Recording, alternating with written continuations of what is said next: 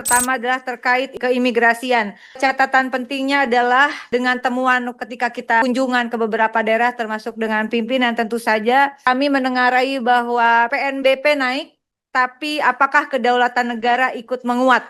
Karena ini pertanyaan mendasar yang menancap di pikiran saya dari Ketua Komisi 13. Persoalan imigrasi ini terkait dengan kedaulatan negara. Dari paparan yang disampaikan, kinerja Direktorat Jenderal Imigrasi 2025 patut diapresiasi. PNBP mencapai 10,4 triliun atau 155 sampai 160% naik dari target. Ini tertinggi sepanjang sejarah. Sepanjang tahun 2025, imigrasi juga melayani jutaan paspor, visa, izin tinggal, serta memeriksa lebih dari 53 juta perlintasan orang. Namun demikian, dari kasus terakhir yang kemarin cukup membuat kita syok secara nasional, bahwa keberhasilan tersebut tidak boleh hanya diukur dari besarnya penerimaan negara atau banyaknya dokumen yang diterbitkan. Fungsi utama Direktorat Jenderal Imigrasi adalah menjaga kedaulatan negara, melindungi WNI, mengawasi WNA, serta mencegah TPPO, TPPU, penyelundupan manusia, narkotika, dan kejahatan transnasional.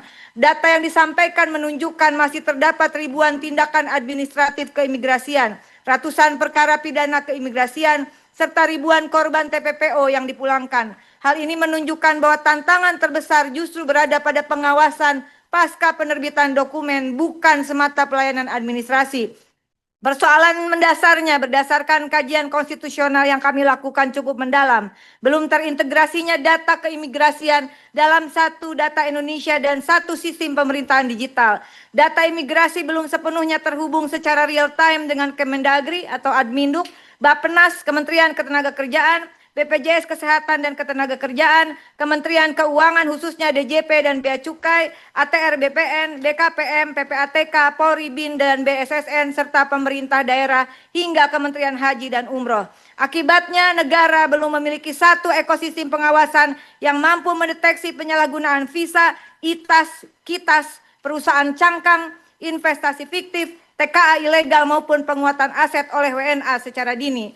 Karena itu izin kami merekomendasikan terkait keimigrasian. Pertama, Direktorat Jenderal Imigrasi wajib memperkuat fungsi pengawasan berbasis analisis risiko dan interoperabilitas atau bagi pakai data, bukan hanya meningkatkan volume pelayanan dan PNBP. Kedua, mendesak Inspektorat Jenderal melakukan audit forensik digital terhadap tata kelola visa, izin tinggal, sponsor, golden visa, dan sistem OSS yang berisiko tinggi, termasuk adanya indikasi vendor lock dalam pengadaan ekosistem digital di keimigrasian.